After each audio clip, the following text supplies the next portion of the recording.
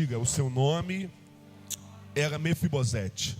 Pega a sua Bíblia, levanta ela, seu celular, se está lendo no celular, ou as suas mãos, se você está lendo Data Show, diga: Senhor Jesus, fale comigo através da tua palavra, que ela me levante, me sustente e me erga. Em teu nome eu oro, amém. Você pode se assentar, dando glória a Deus, aleluia. Pessoal aleluiado, cadê o pessoal aleluiado? Cadê os profetas aí?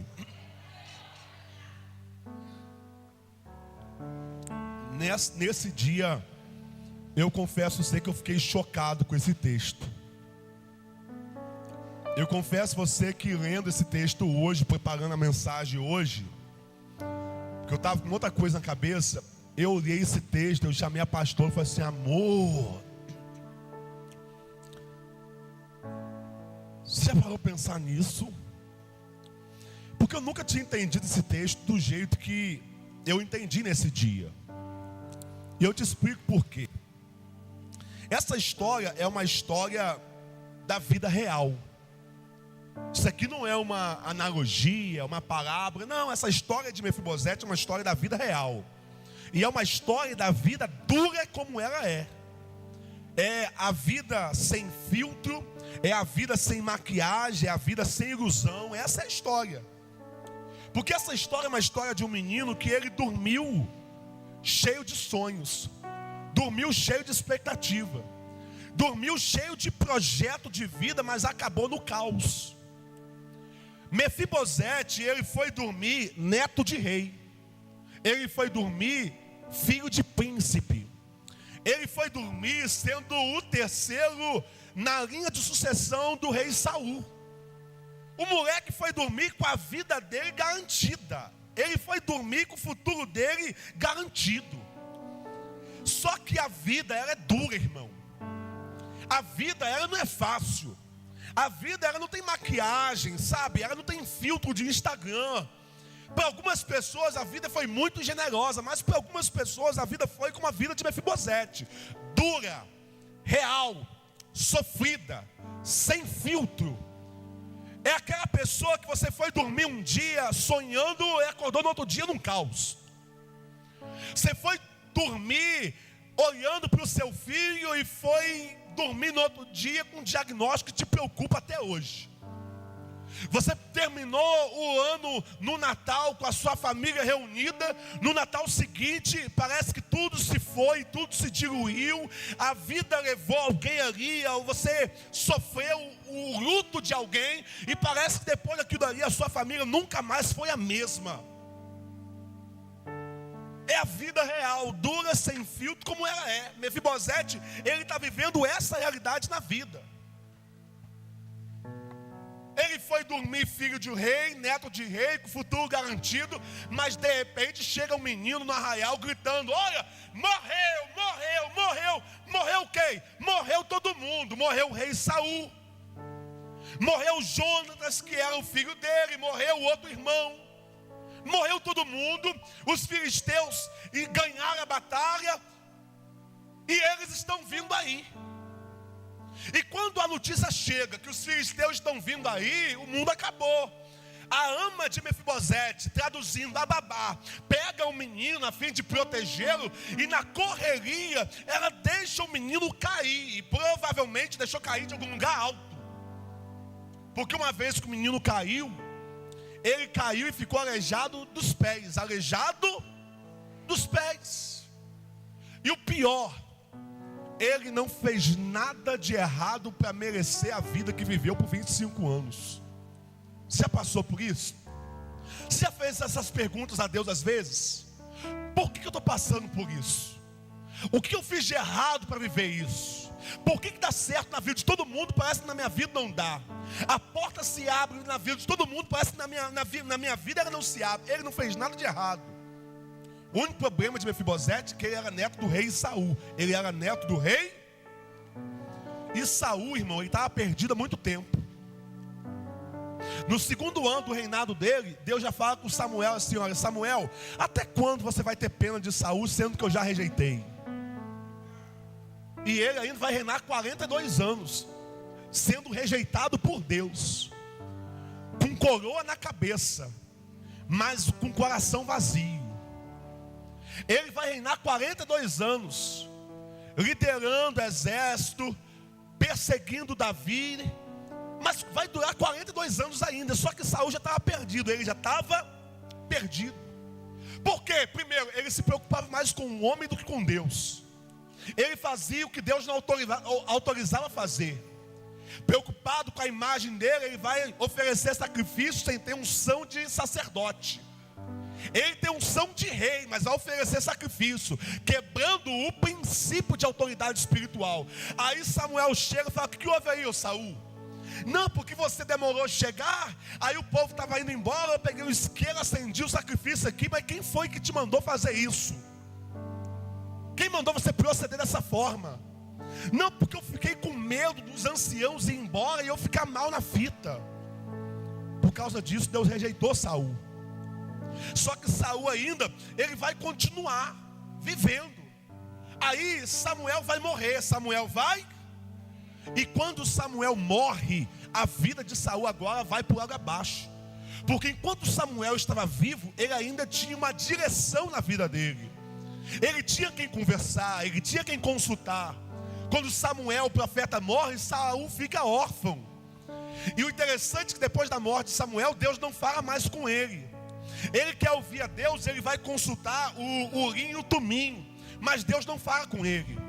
Ele quer ouvir a Deus, Saul, mas ele vai consultar os profetas, e os profetas também não têm palavra de Deus para a vida dele. Aí ele vai ficar tão perturbado no final da vida dele, que ele vai consultar uma cartomante, ou melhor, uma médium, uma feiticeira. E o interessante é que ele mesmo havia baixado um decreto em Israel que ninguém poderia consultar uma feiticeira.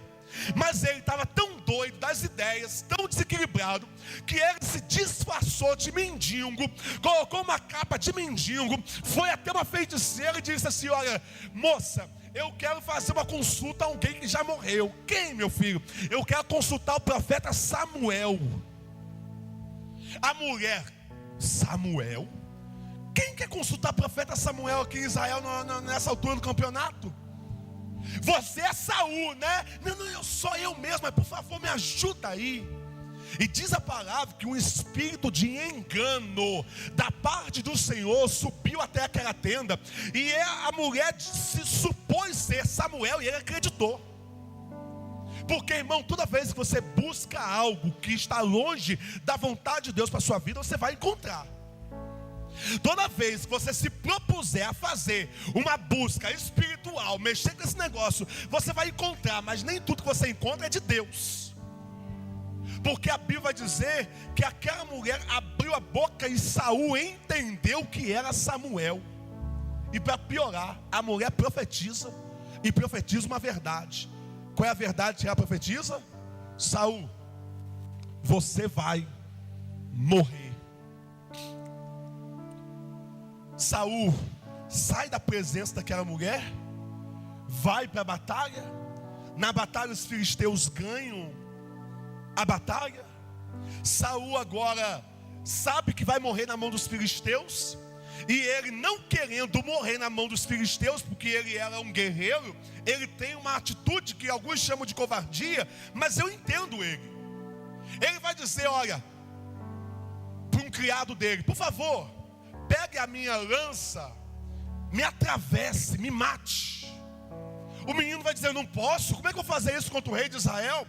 E ele então cravou a sua lança, ou a sua espada no chão, e se lançou contra a sua espada, e assim Saul se matou. Assim Saul morreu no campo de batalha, porque ele preferiu morrer na própria espada do que morrer na mão de um inimigo. Assim termina a história do rei Saul.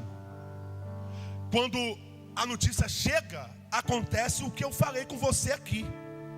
A cidade fica apavorada, cada um quer fugir para um destino, cada um quer meter o pé, porque os filisteus estão vindo aí e vão conquistar a cidade, vai destruir tudo, vai levar as crianças cativas, vai levar as mulheres cativas, e vão matar os homens, porque é assim que acontecia. E nessa correria, a babá de Mefibosete pega o menino, foge com ele no braço e deixa o menino cair.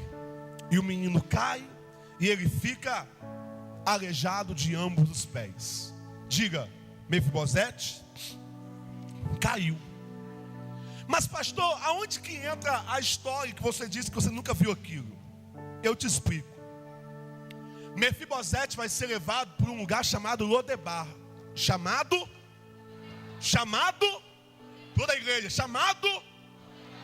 E se você tem pelo menos 3 anos de crente, ou se você escuta mensagem na internet, eu acho que você já ouviu alguma menção sobre Lodebar. A gente aprendeu que Lodebar é o quê? Lodebar é a terra desgraçada. A terra é uma terra sem comunicação, é uma terra pobre, é uma terra miserável, uma terra sem esperança. É o pior do pior que existe lá. Então, quantas vezes alguns irmãos já não deram testemunho? Olha, Deus me tirou de Lodebar, Deus me tirou de uma terra de desgraça, de uma terra sem esperança. Deus me tirou da droga, eu estava em Lodebar. Deus me tirou da prostituição, eu estava em Lodebar. E Deus me colocou no palácio, e isso é maravilhoso. Mas por causa disso, nós construímos o entendimento que Lodebar é algo ruim. Lodebar é algo, porque de fato Lodebar não é grandes coisas. Na verdade, Lodebar é o pior que existe. Lodebar não é bom, é de fato miserável, é uma terra pobre, sem comunicação, uma terra desgraçada, é uma terra esquecida, uma terra. Só que hoje eu estudando, eu fui perceber uma coisa que eu nunca havia percebido. Por que Mefibosete foi levado para Lodebar? Eu achava que o diabo pegou Mefibosete. Pega esse menino agora, Mateuzinho, leva para Lodebar, leva essa desgraça, acabou, a família de Saul acabou. Mas não. Mefibosete foi levado para Lodebar. Primeiro, porque alguém sabe que se os filisteus vissem e encontrassem Mefibosete na cidade, sendo ele da dinastia de Saul, ele iria morrer. Alguém também sabe que Israel agora tem ou terá um novo rei no pedaço. O nome dele é Davi. E todo mundo sabe. Você vai lembrar que quando Salomão assumiu o poder, ele matou o próprio irmão. Qual é o princípio? Quando um rei assume o poder, ele precisa eliminar com qualquer pessoa que ameace a subsistência do seu governo. Quem está me ouvindo, diga amém. Logo, quando alguém pega Moisés e Mefibosete e leva ele para Lodebar, não está levando ele simplesmente para uma terra desgraçada. Alguém está falando assim: olha, Davi vai assumir o poder. Davi foi perseguido por Saul a vida toda, não fez nada. Mas Davi pode muito bem, agora que o rei Saul já morreu, matar o menino. Pode fazer o quê? Pode fazer o quê? Então alguém pega Mefibosete e leva para Lodebar. Leva para onde? Só que Lodebar não é um movimento de destruição na vida de Mefibosete. Lodebar é um movimento de proteção para a vida de Mefibosete. Logo, aquilo que a gente chama de Lodebar, às vezes, lugar desgraçado, lugar que Mefibosete padeceu 25 anos, na verdade não era um lugar para ser a destruição de Mefibosete, era para ser um lugar de proteção para a vida de Mefibosete. Então às vezes Deus nos esconde em Lodebar, é isso?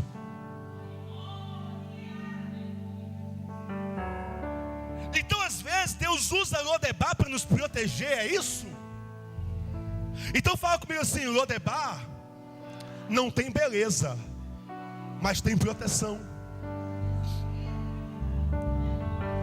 Fala comigo assim: Lodebar não tem dinheiro, mas tem proteção, tem paz. Lodebar não tem pompa, mas também ninguém te acha lá. Os inimigos não te tocam lá. Lodebar não tem prosperidade, mas tem provisão necessária para você subir e existir. Lodebar não tem glamour, mas tem verdade. Você já viu gente, um lugar que não tem glamour, mas tem verdade?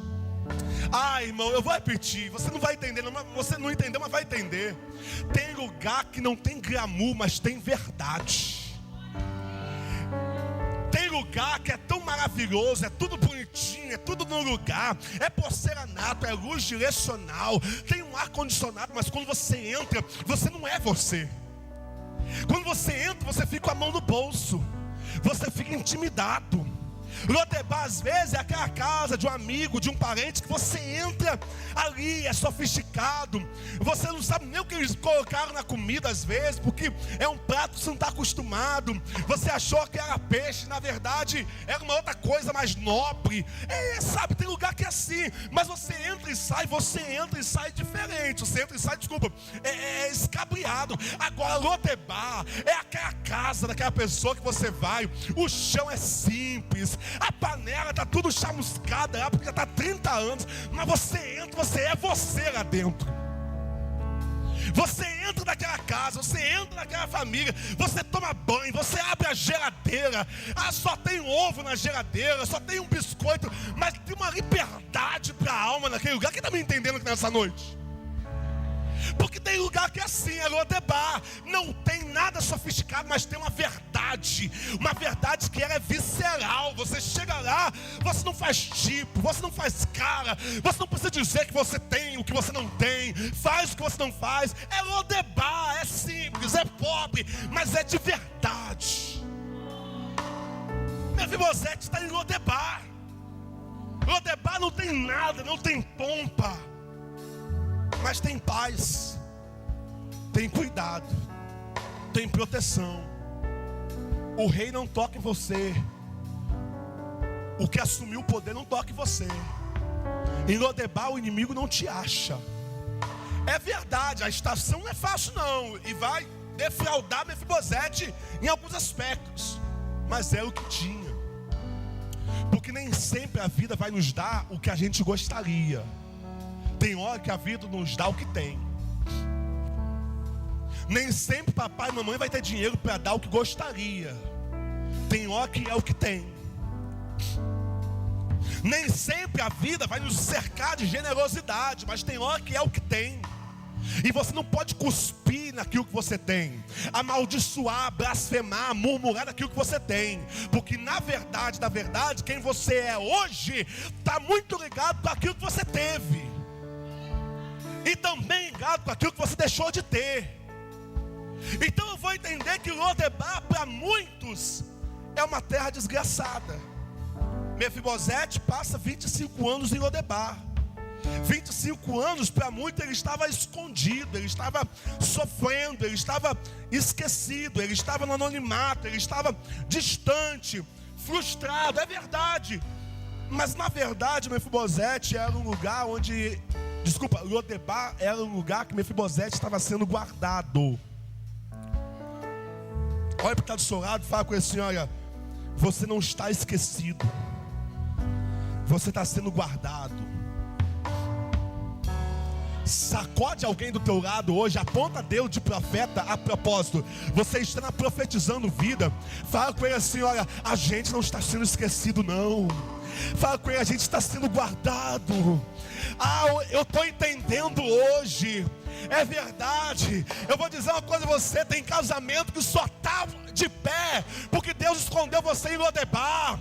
Tem família que só está de pé porque Deus escondeu a sua família em Lodebar. Tem gente que só está na presença de Deus porque Deus escondeu você em Lodebar. Então Lodebar é verdade, é escasso, não tem muita coisa, não tem pompa, mas está guardando você, está guardando sua casa, está guardando a sua família. A gente precisa entender que aquilo que nos limita também nos protege.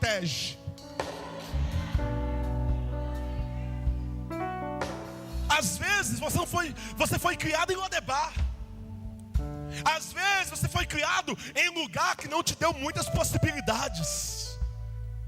Você não teve uma grande educação, você não teve curso de inglês, você não pôde fazer balé, você não estudou num colégio caro, é verdade. Não pôde fazer grandes cursos, não foi uma realidade que te impulsionou algumas coisas, é verdade. É uma realidade que você viveu, que talvez não permitiu você viver algumas coisas, e você viu gente vivendo, você queria tanto ter vivido isso, mas eu quero dizer que essa verdade que te limitou também te protegeu. Essa verdade que te limitou também te protegeu. Porque a gente olha para as limitações da vida com um ar de dor, de murmuração, de queixa, mas tanta coisa que nos limitou, nos protegeu e a gente não havia percebido. Quantos adolescentes nós temos aqui nessa noite? Os adolescentes da casa, levanta a mão, dá um tchau, pastor, aqui, cadê? Levanta a mão, levanta a mão. Tem mais? Posso falar uma coisa para os adolescentes dessa noite, sim ou não? Sim ou não?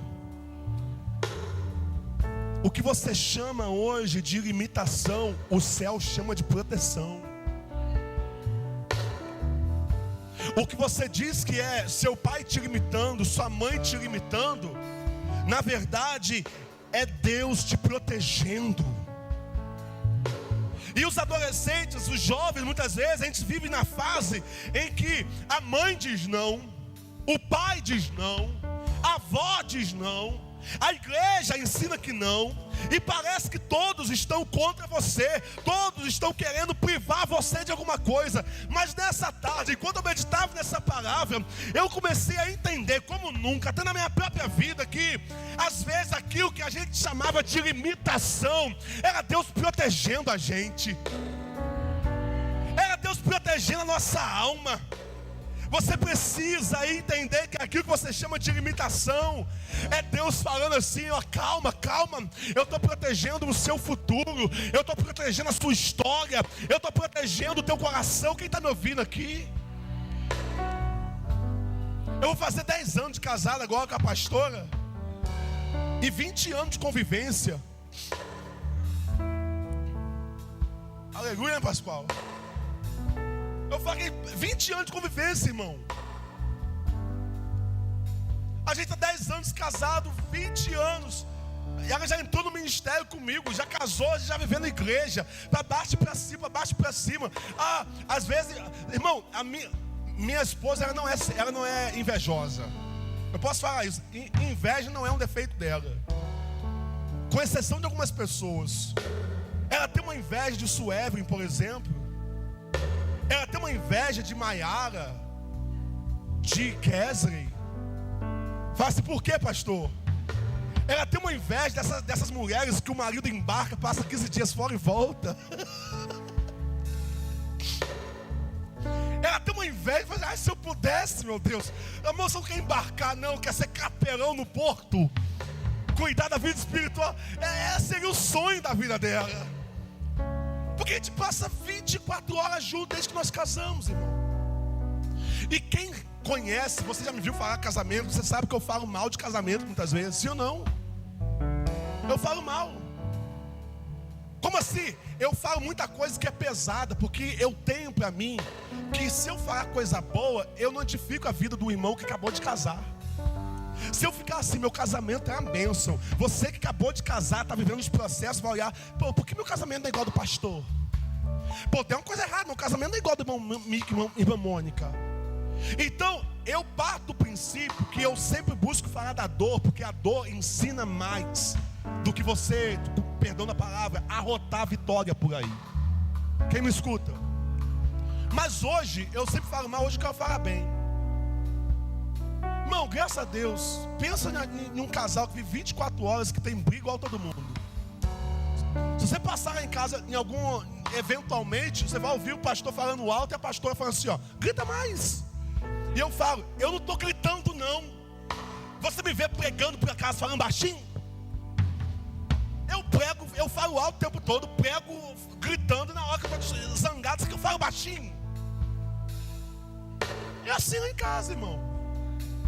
Mas com todo carinho, que Deus guarde a gente, né, amor? A gente é feliz, irmão. A gente é feliz. Mas pastor, por que você está falando isso? Eu vou te explicar por quê.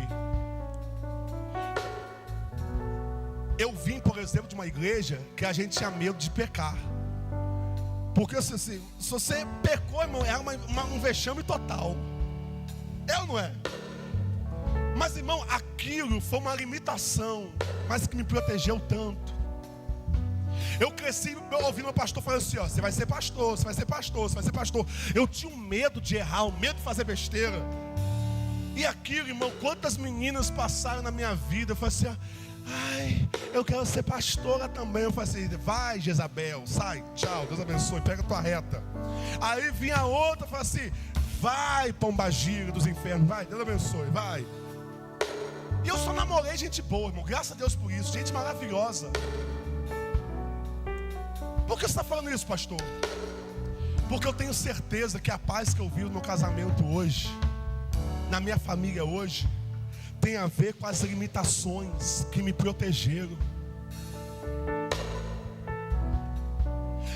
Porque é tão triste às vezes, você que às vezes não viveu uma vida com Deus, você que, por exemplo, teve 15 namoradas, 30 experiências sexuais com tantas pessoas ao longo da vida. Aí as pessoas hoje estão casadas, que amam uma pessoa, se doam para uma pessoa, mas está carregando memórias sexuais, experiências sexuais, traumas sexuais, e às vezes não consegue ser feliz no casamento hoje, não consegue ser pleno no casamento hoje, vive cercado de fantasias, tendo que criar uma porção de coisa. Por quê? Porque não foi limitado, e porque não foi limitado, não foi protegido, e porque não foi protegido, foi exposto a realidades que hoje, 20 anos depois, 15, 40 anos depois, ainda machuca, interfere, danifica. Quem está me entendendo aqui nessa noite?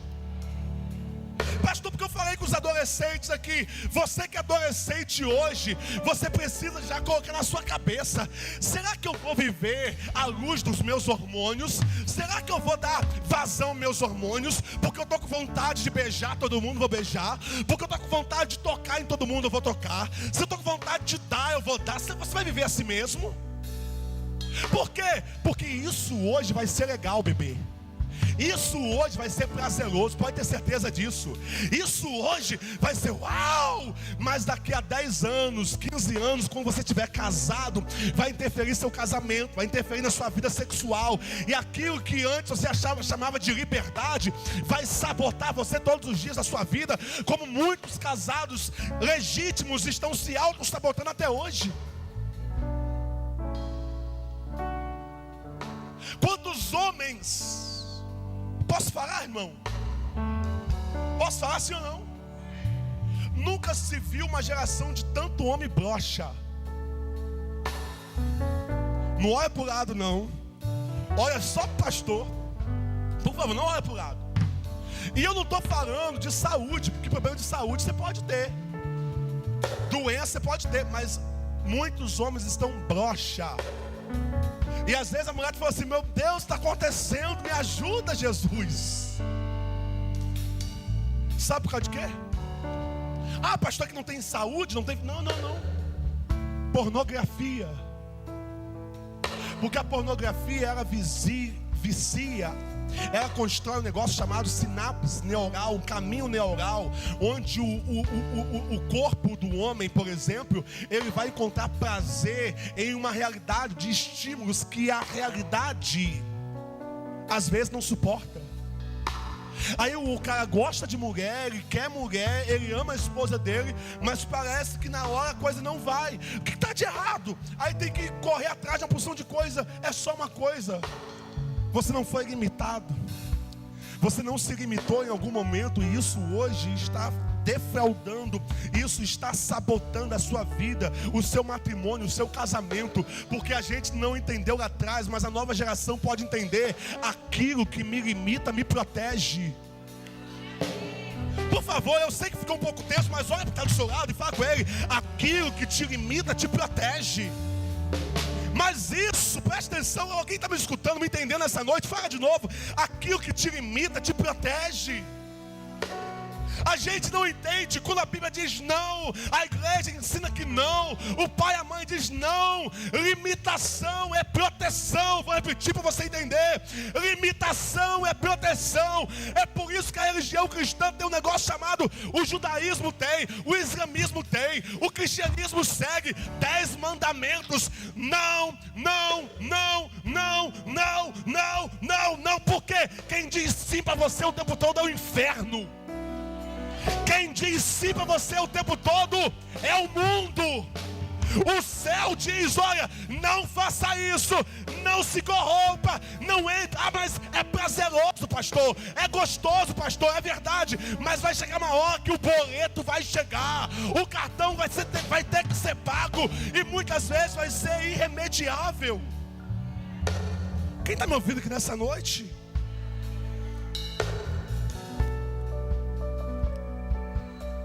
Então fala comigo aquilo que me limita.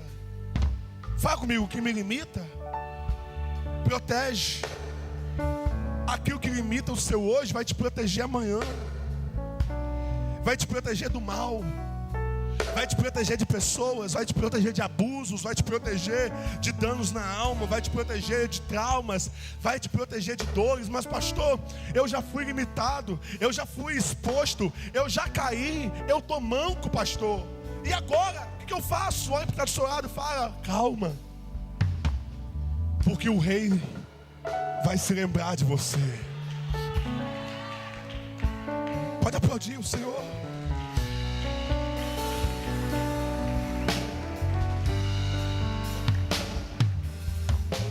Fala comigo: o rei não se esqueceu de mim.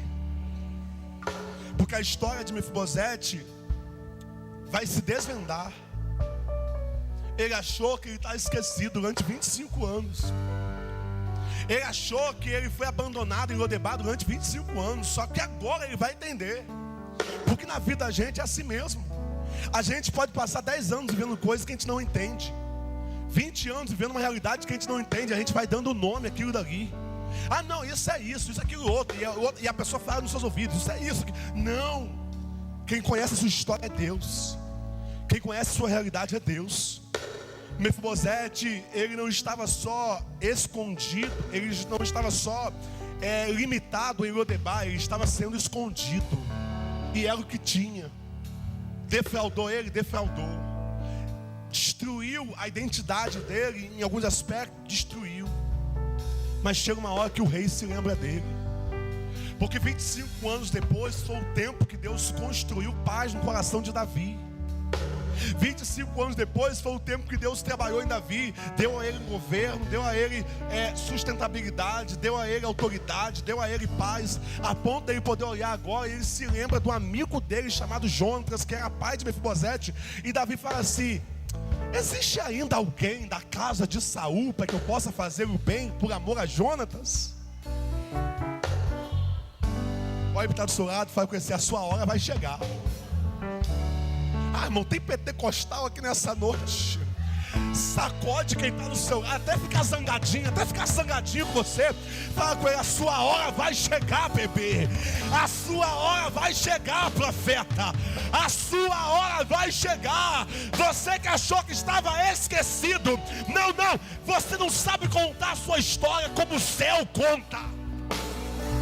Eu vou repetir: você não sabe contar a sua história como o céu conta. Ah, a terra diz: está esquecido. O céu diz: está sendo protegido. A terra diz: está abandonado. O céu diz: não, está amparado. Porque 25 anos depois, Davi se lembra: tem alguém da casa de Saul para que eu possa fazer bem por amor a Jonatas? Aí um servo dele fala assim: tem sim, Davi. Tem um menino chamado Mefibosete. Ele está lá em Lodebar. Aí Mefibosete está vivendo um dia comum. Porque em um dia comum a história dele mudou para o pior. Mas em um dia comum a história dele também viveu restituição. Em um dia comum a história dele entrou no caos. Mas em um dia comum a história dele também foi restituída, renovada, regenerada, redimida. Davi manda uma caravana ir lá em Mefibosete e Lodebar. A caravana chega, encontra o endereço e fala assim: ô Mefibosete, o rei Davi mandou te chamar. Mefibosete não deu glória a Deus. Mefibosete disse: foi bom enquanto durou. Por 25 anos eu estou aqui na minha, escondido, fugindo. Agora vem Davi, manda me chamar, ele vai me matar. Só que o que ele não sabia é que Davi não chamou para matá-lo, Davi chamou para promovê-lo. Ele chega para Davi e ele já se humilha, porque ele sabe que a situação dele não está boa na cabeça dele. Então ele se prostra diante de Davi e fala assim: ô rei, o que o senhor quer comigo? Um cão morto? Eu sou um cão morto, rei. O senhor quer o que comigo? Ele chega humilhando-se, ele chega se rebaixando, porque ele está com medo da espada cantar sobre ele. Só que quando Davi abre a boca, Davi fala assim: olha, você é filho de quem? Jonatas. Então, filho, deixa eu contar. Seu pai e eu tínhamos uma aliança. Enquanto seu avô me perseguia, seu pai me protegia. Enquanto seu avô armava uma emboscada contra mim no norte, seu pai mandava uma carta e dizia: não vai pelo norte não, porque papai está com uma caravana lá para te pegar. Enquanto Saul armava uma emboscada contra Davi no sul, Jonatas enviava uma carta e dizia: olha, não vai pelo sul não, que papai está lá e ele quer te matar. Jonatas e Davi tinham uma aliança, e por causa dessa aliança, 25 anos depois, Mefibosete vai colher honra na vida dele. Sabe o que isso me ensina? Isso me ensina que a desonra que você planta, não só você pode colher dela, mas a sua família também. Mas a honra que você planta também, não só você pode colher dessa honra, mas a sua família também. A segunda coisa que eu aprendo com isso é que até depois de morto, o que você planta nessa terra dá fruto. Então você que fala assim: olha, eu já fiz tanto bem a tantas pessoas e ninguém nunca fez o bem para mim, fica calmo.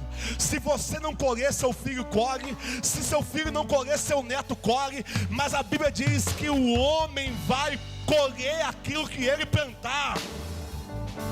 Mefibosete está ali, prostrado, e Davi fala assim: Mefibosete, não, eu não te chamei aqui para te fazer mal.